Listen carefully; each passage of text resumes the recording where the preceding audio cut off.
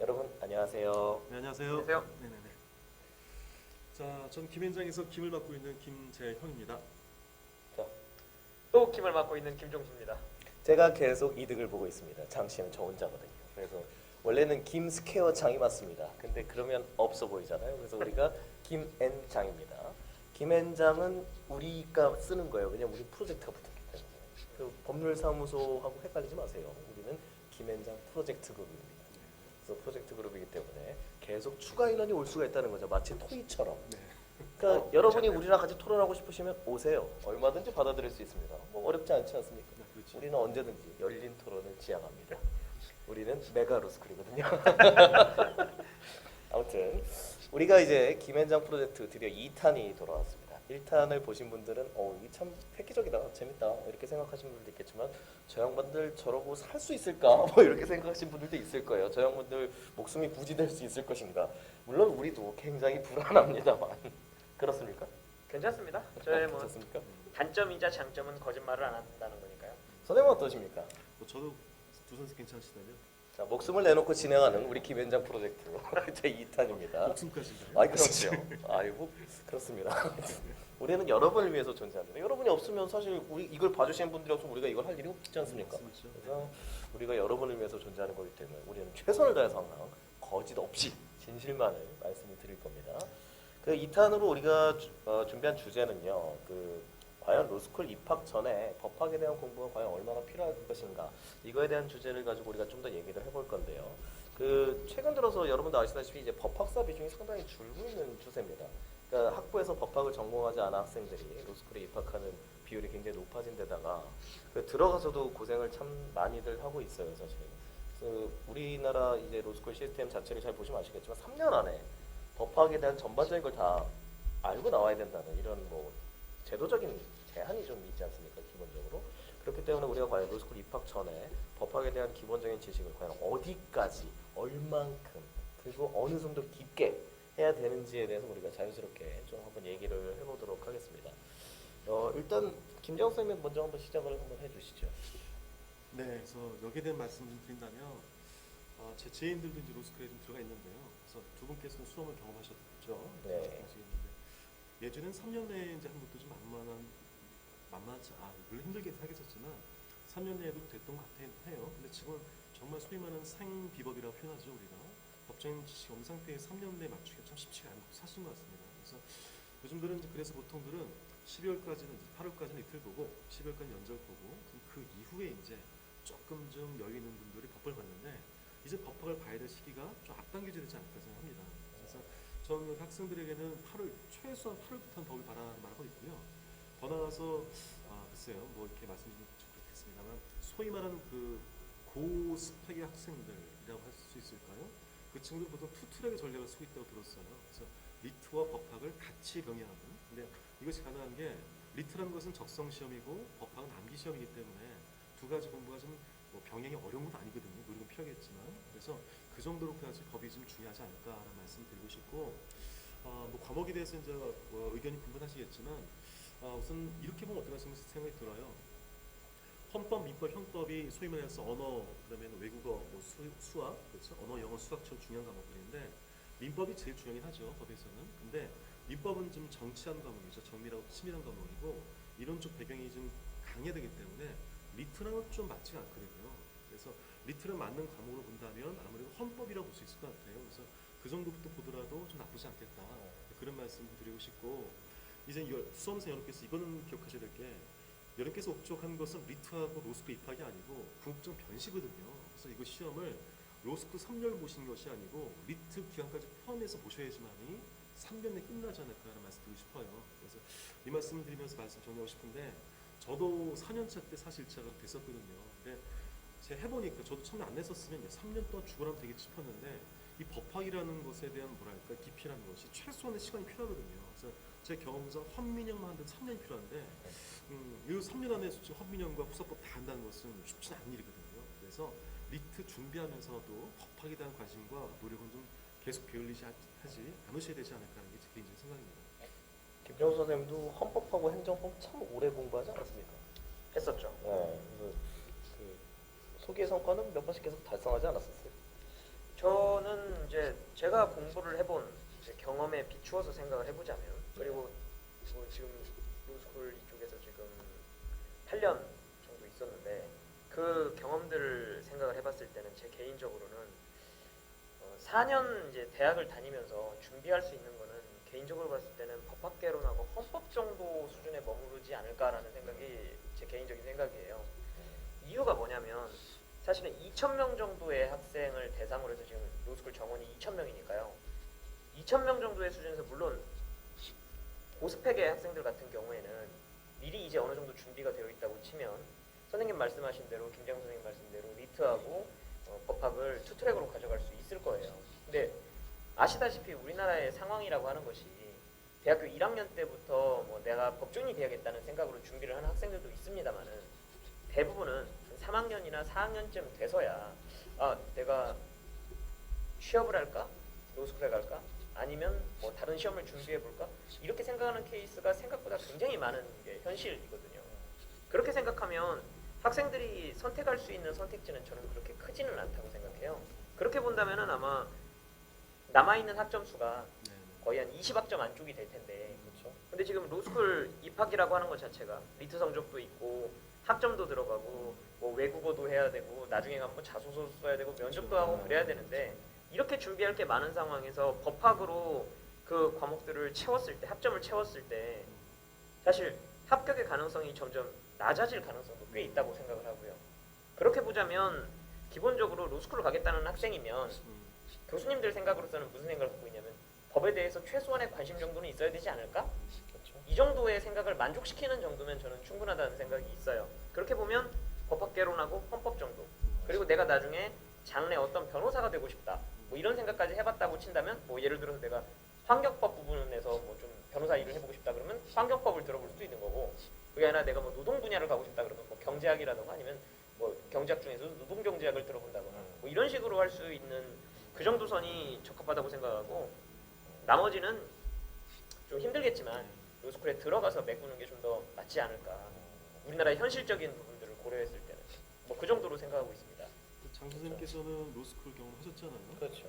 예. 막상 들어가셨을 때 법에 대한 어떤 공부 정도 어느 정도가 네. 되는 것을 저 같은 경우는 이제 법학을 전공을 했고 또 네. 법학 석사 그리고 법학 박사 수료까지 했고 그다음 또 로스쿨을 또 갔었으니까 저는 태어나서 그 대학 이후부터는 법학을 쭉 해온 사람인 거죠. 그래서 제가 볼 때는 기본적으로 제일 큰 문제가 뭐냐면 그 단적으로 그 2016년도 리트 추진론증 문제를 보셨지 않습니까? 거기 보면 법학 문제가 앞에부터 쭉 나와 있는데 제가 보고 좀 놀랬던 게 좀 있어요. 네, 왜냐면 그 전해까지만 해도 법학 문제는 그냥 배경 지식 같은 거 하나도 없어도 그냥 쉽게 풀 수 있는 그런 스타일의 문제가 많았었는데 올해 나온 변시 나왔던 쟁점하고 사지 나왔던 쟁점 중에 중요한 것들이 다 나왔다는 거죠.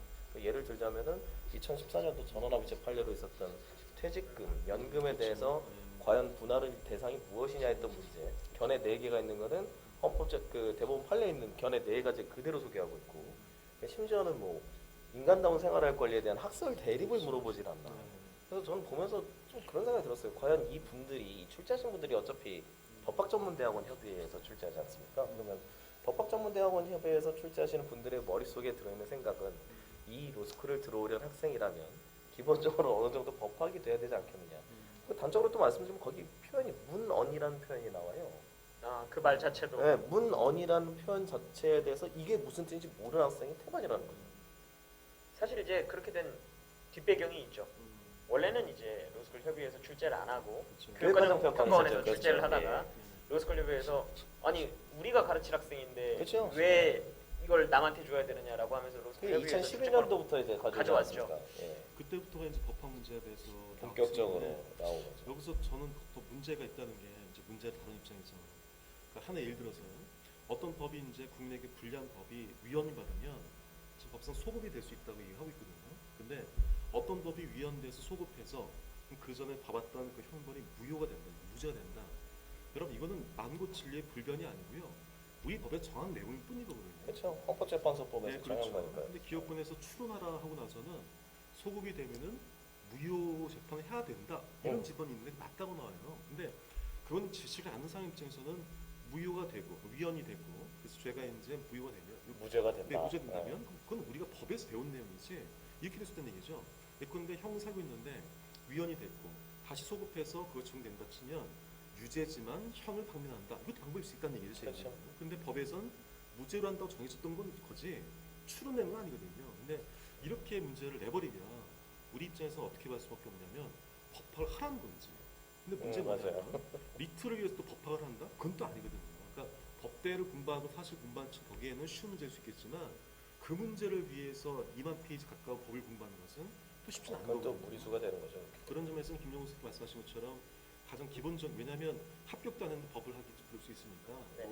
좀 솔직히는 이게 어쩜 참 뭐가 먼저인지가 참 헷갈릴 때 있는데 그래도 불구하고 이제 세 분 다 말씀하셨던 것 같은데 제 입장 마찬가지는 헌법하고 저는 또 거꾸로 환경부 말씀하셨는데 저는 혹시 여유되면 좀 거꾸로 이제 민법 좀 봐라 라고 말하고 싶은 거는 아마 환경법 얘기는 자소서라든지 이쪽에 그렇죠. 사용될 수 예. 있으니까 그 말씀이셨던 것 같고 자기의 목표에 관련된 그렇죠, 걸 그렇죠. 공부하라는 예, 거고요. 예. 관심 있는 분야. 그렇죠.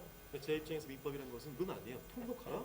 아 그건 아닙니다. 그게 아니고 민법 총 부분도 읽을 파트가 있어요. 그래서 사실이라든지 아니면 여기 오셔서 다 여쭤보십시오. 그러면 어디 파트를 읽을지 말씀드릴 거거든요. 근데 그렇게 파악하시는 게 훨씬 낫다는 거죠. 근데 아까 이제 법학 개론 말씀하셨는데 이것도 이렇게 하세요. 법학 개론 책을 본 것도 나쁘지 않은데 어차피 보실 책이 있으면 그 책을 두꺼운 것이라고 생각 부담 가지 마시고 거기서 읽을 파트를 찍어서 읽으시는 것도 어찌 보면 참 좋을 수 있다는 생각이 들거든요. 왜 책에 두 권 되어버리면 부담되거든요. 맞아요. 수험적으로. 그래서 이제 그렇게 한번 좀 정의를 해봤던 생각이 근데 선생님 증거를 남겨야 됩니다. 증거. 네. 어떤 그래서 증거, 어떤 증거니까 네네. 교수님들은 제일 원하는 게 아, 법학 수가 그쵸, 그쵸. 이거기 때문에 좋은 말. 아, 그쵸. 저는 예, 예. 이거 원래 네네, 증거가 맞아요. 중요하거든요. 네네. 너무 좋은 말씀하신 게 요즘 맞아요. 저도 한양대라는 몇 군데 들어서 이름 하더라고요. 한양대에서 애들 들어보니까 총 학장 보지 않고 그 중에서 법학 법학점만 학점이 끄집어 얼마나 줬다는 얘기가 그렇죠. 나오더라고요. 비법애들은. 그래서 그 점수 낮더라도 붙여주겠다는 말을 제가 이제 들었거든요. 그래서 이처럼 아까 말씀하신 대로 혹시라도 지금 졸업을 안 하시는 거라면 힘드시더라도 두려워하지 마시고 법학을 좀 들으시는 게 그렇죠. 비법대라면 맞아요. 한결 아마 자소서라든지 이제 거기 도움되실 겁니다. 네네. 참 좋은 말씀. 제가 볼 때도 저는 어차피 성적표에 다 법학밖에 없어서 제가 법학 학점을 드는 게 학사, 석사, 박사 한 200학점인가 드는 것 같아요. 그래서 저는 법학이 아주 이제 지긋지긋한 사람인데. 제 졸업 총 학점보다도 많이 들으셨어요. 그렇죠. 왜냐면 제가 석사 때 30학점, 박사가 36학점, 그리고 학사가 140학점인가 그래요. 그러니까 이게 등록금이 궁금합니다 개인적으로. 저는 장학금 굉장히 많이 받았습니다. 전 석사 공짜로 다녔는데요. 네. 그래서 근데 제가 이제 로스쿨 생활도 해보고 이제 입학도 해보고 전 좀 늦은 나이에 로스쿨을 갔으니까 네. 그래서 들어가서 이제 제일 걱정됐던 건 뭐냐면 지금 이제 학생들 되게 이제 그 코스웍을 우리가 살펴볼 수 있지 않습니까? 그게 보면은 리트 공부 쭉 하다가 8월 말부터 면접 준비하고 자소서 준비하고 발표가 12월 초쯤 난단 말이에요. 그렇죠. 그러면 로스쿨 입학 전까지 한 2달 반 정도 시간이 남아요. 근데 2달 반 동안 애들이 민법을 전반적으로 한번 보는데도 상당히 애로사항이 좀 있다는 거죠. 그리고 그래서- 보통은 그 시기에 그걸 공부를 못해요. 맞아요. 예. 왜냐면 이제 보통은 다 추가 합격이기 때문에 네, 맞습니다. 이제 덜덜덜 떨고 있는 상황이거든요, 사실. 네, 최초 합격자들이야 뭐 민법책 유명한 책들을 사서 읽기 시작할 그렇죠. 텐데 추가 합격되는 친구들 특히 2월달에 합격하는 친구들은 그렇죠. 아무것도 모르는 상태에서 간다는 거죠. 3일 전에 합격한 네, 학생이 맞아요. 있습니다. 2월 27일 날 발표났죠. 저도 예. 2월 27일, 2월 28일이 보통 마지노선이니까 그렇죠. 그때쯤 나오는데 그래서 제가 이제 든 생각이 뭐냐면 민법은 그래도 어떻게든지 애들이 맛은 보고 간단 말이에요. 근데 헌법은 정말 공부할 겨를이 없고요. 그 다음에 제가 제일 걱정되는 건 뭐냐면 제가 로스쿨 경험을 비춰봤을 때 형법을 공부할 시간이 생각보다 너무 없어요. 3년 동안. 기본 3법이 헌민형이니까. 네, 근데 그 형법 실제로 가르치는 교수님들 그리고 이제 유명한 선생님들한테 얘기를 들어보면 형법 점수가 생각보다 굉장히 낮다는 거예요. 그게 이유가 있습니다. 왜냐면 법대 친구들한테 보통 물어보거든요. 그럼 그렇죠. 하는 얘기가 있어요. 헌민형 중에 가장 쉬운 건 뭐다? 형법이다. 근데 이렇게 얘기를 하기 때문이죠. 형법은 선생님도 해보셔서 아시겠지만 쉽습니까? 형법이. 그렇죠. 네네. 그래서 제가 이제 추천하는 방법 중에 하나는 뭐냐면 민법은 어떻게든 할 수 있으니까 민법은 중에서 중요한 거를 볼 수 있지만 형법을 오히려 총론 정도를 보고 가면 참 좋은 게 형법 총론이 문제의 보고거든요. 아예 리트에서도 되게 참 좋은 거고 근데 논술 주제로 써먹기도 굉장히 좋은 주제가 많단 말이죠. 보통은 제가 생각하기로는 이제 니트 같은 경우에 추리 논증에 법학 논증이 어느 정도 들어오지 않습니까? 그리고 그리고 거의 한 10문제 정도 들어오죠. 그렇죠. 네. 언어이해 제시문에서도 요즘에는 나와요. 그렇죠, 그렇죠. 법에 관련된 네. 제시문이 실제로도 굉장히 나오고 많죠. 그다음에 그 법이 왜 나오게 되었는지 그 전초 단계에 관련된 맞습니다. 제시문들이 사실 많이 나오거든요. 네. 그러니까 사실 어떤 측면이 있는 거냐면 교수님들이 저는 이런 인식을 가지고 있다고 봐요. 법이라고 하는 게 사실 수단적인 거잖아요. 네. 그렇죠. 그러니까 학생들이 그 목적에 관련된 거를 미리 공부하고 오면 네. 맞습니다. 로스쿨 네, 3년 동안 수단만 열심히 가르치면 된다. 약간 이런 식으로 생각을 하시는 것 같아요. 굉장히 정확하신 것 같아요. 왜 그러냐면 제가 그래서 이제 학생들한테 이제 법에 대해서 학생들이 궁금해서 이제 찾아오면 제가 그 얘기를 해요. 로스쿨에 들어가기 위해서 중요한 쟁점하고 들어가서 변호사 시험을 위한 쟁점이 분명히 달라요.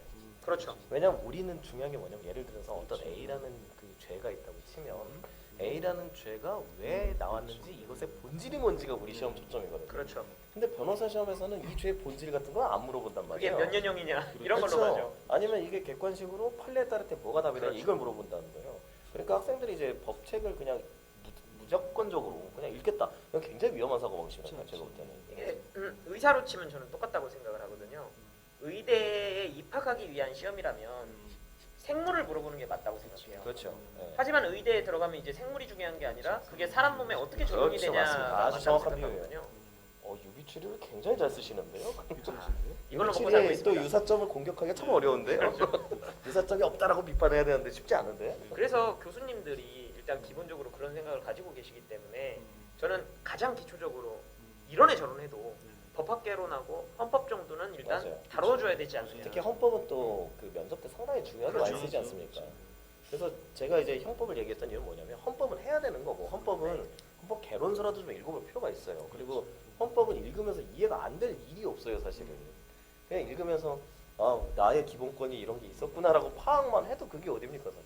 그리고 그래봐야 사실 6학점이거든요. 그렇죠, 맞습니다. 6학점이면 둘맞죠. 그냥 톡 까놓고 얘기해서 여름 학기에만 들어도 계절학기. 계절학기 들어도 맞아요. 충분히 가능한 건데 그것마저도 안 듣고 왔다면 교수님들 생각으로는 그렇죠.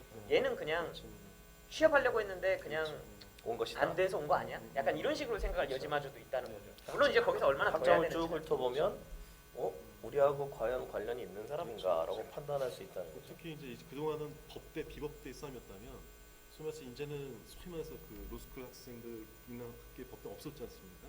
그러면 이제는 정말 소위 말해서 비법대들이 많이 온다는 얘기죠. 근데 그렇죠. 그럴 경우는 법과목을 얼마큼 들어오는지가 이제는 상대적으로 상당히 튈 수밖에 없죠. 옛날에 그냥 법대면 법을 들었을 거고 비법대면 의뢰 그냥 뭐 못 들었겠지 싶었는데 이제는 다 비법인 상태에서 누가 법을 얼마큼 들었는지는 이 구매자 입장이죠. 이 교수 입장이라면 상당히 매력적인 요소 되지 않을까 그래서 생각해보고 싶고 하나 곁들여서 말씀드린다면 혹시 또 이게 보시는 중에서 말씀을 아까도 비슷한 말씀을 하셨었는데 그러니까 두 분의 말씀 중에서 그 흐름 맥락을 잡아본다면 법책을 다 보란 말이 아니에요, 여러분. 그러니까 그 두꺼운 맞아요. 그 민법책 네. 2,000페이지, 3,000페이지 못 어우, 봅니다. 봅니다. 네, 그래서 아까 형법 총론을 본다 치더라도 구위책이 그러니까 구성요건, 위법성, 책임이라는 것이 법의 세 가지 가장 큰 요건이거든요. 그러니까 범죄에서. 그런다면 그 뒤에 공범과 신분이라든지 복잡한 내용도 있어요. 뭐 시효라든지 기간도 있고요. 걔는 그렇죠. 볼 필요 없어요. 걔는 나중에 로스쿨 보시고요. 우선은 그렇죠. 볼 필요 없다는 게 보면 좋은데 쉽지 않다는 얘기죠. 혼자 독해는. 그러니까 우선은 네. 구위책 보시고 여유 되시면 공범과 신분 보시고 이렇게 보시더라도 너무 큰 공부하시는 거예요, 여러분. 그래서 맞아요. 마정 선생님께서도 이제 제가 알기로는 1월달에 형법을 이제 강의하셨다 네. 그랬는데 형법 몇 회 하셨죠, 선생님? 헌법 총론 한 10회 정도밖에 안 했습니다. 그 정도면 보통은 한 15회 하는 건데 보통 15, 20편 가죠. 그 정도면 충분합니다. 예, 일부러 그래서 그렇게 네. 한 거예요. 왜냐면 그렇죠. 초점이 우리 시험의 그 본질을 그렇죠. 좀 파악을 예, 해야 아까 된다는 거죠, 말씀하신 사실. 대로 뭐 법조문 외우는 것이 아니고 아유, 아까 소용이 말씀처럼 없는 거죠. 뭐 형법이라면 제 생각엔 이렇게 얘기하거든요. 형법은 주관과 객관의 싸움이거든요. 그러니까 음심을 담으면 성폭행이냐, 행위를 하면 성폭행이냐 그렇죠. 두 가지 있어야지만 절충하는 형법이거든요. 그래서 이렇게 아까 말씀하신 종수 선생님처럼 이 법의 본질과 목적이 뭔지에 대해서 고민하면 어찌 보면 최소한 학설 대립은 또 보일 때가 있어요, 이렇게. 그게 우리 출제의 포인트잖아요, 네, 사실. 그리고 그런 얘기는 정의란 무엇인가나 돈으로 살 수 없는 것들 같은 그렇죠. 요즘에 네, 베스트셀러에서도 그렇죠. 정말 많이 많이 나오거든요. 보습니다. 네, 네, 네. 그래서 이거는 뭐 교수님들은 어떻게 생각하시고 계시냐면 네. 교수님들 만나 뵙고 얘기를 들어보면 이거는 이 학생이 로스쿨에 들어오기 위해서 필요한 게 아니라 건전한 사회 상식을 가지고서 이 사회에 살아가기 위해서 반드시 필요한 교양이다. 그렇죠. 일반인의 사회 통념인 네. 거죠. 그 근데 할리에서 늘 얘기하는. 사실 교수님들의 그 얘기는 사실 직업병적인 차원도 저는 있다고는 생각을 하지만 네, 네, 네. 사실 우리 사회가 법을 모르고 살 수 있는 사회는 아니잖아요. 그렇죠, 네. 그래서 4년제 대학을 나온 학생이라면 이 정도는 당연히 생각을 해봤으리라 교수님들이 그렇게 생각을 하고 계시더라고요. 네. 그럼 어느 정도 제가 좀 정리를 해볼게요. 지금 로스쿨 입학 전에 법학이 어느 정도 필요하다는 데서는 다들 공감을 하시는 거고, 네. 근데 그 법학 공부를 어떻게, 하우가 중요하다는 거죠, 사실은. 그렇죠. 법학을 그냥 공부하는 건 중요하지 않습니다. 그리고 학교에서 학점 들을 때도 그냥 이게 쉬워 보이니까 이런 건 사실 별 의미가 없다는 거죠. 네. 그러니까 정말 로스쿨 입시에 정말 필요하다고 느꼈을 때, 그리고 여러분이 로스쿨을 왜 가려고 하는지 다 아실 거 아닙니까? 그 로스쿨을 가서 법 공부하려고 하는 거 아니에요. 근데 법에 대한 지식이 전혀 없고, 그리고 또 나는 모르고 나는 리트만 잡았으니 무조건 뽑아라. 이게 아마 쉽지는 않을 거라는 생각이 좀 많이 듭니다. 요즘. 한마디로 해보자면 저는 이렇게 표현을 하고 싶네요. 내가 로스쿨에 가서 공부를 하기 위해 교수님께 내가 관심이 있다는 걸 보여주는 거다. 요 한 줄 평가가 네. 아주 좋네요. 관심을 보여주는 거다. 뭐 이 정도가 선생님도 맞는 한 줄 얘기인 것 평가를 한번 해주시죠. 네. 꿈을 쫓는 사람은 지금부터 본인께서 원하는 것을 공부해야 되는 것이다. 그게 법학이다. 이렇게 말씀드리고 싶습니다. 이 두 분을 관통하는 건 공부를 열심히 일단 하셔야 된다는 전제가 깔려 있는 겁니다. 숨겨진 우리가 존재인가요? 생략된 전제죠. 암묵 전제. 시험에 자주 나오지 않습니까? 그렇죠. 그러니까 열심히 하시되 잘 하셔야 돼요. 네. 잘 하셔야 되고 어떻게 하는지는 우리는 늘 열려 있습니다. 아무 때나 물어보세요. 아무 때나 물어보시면 붙잡고 물어보시면 늘 대답할 준비는 돼 있습니다. 걱정하지 마십시오.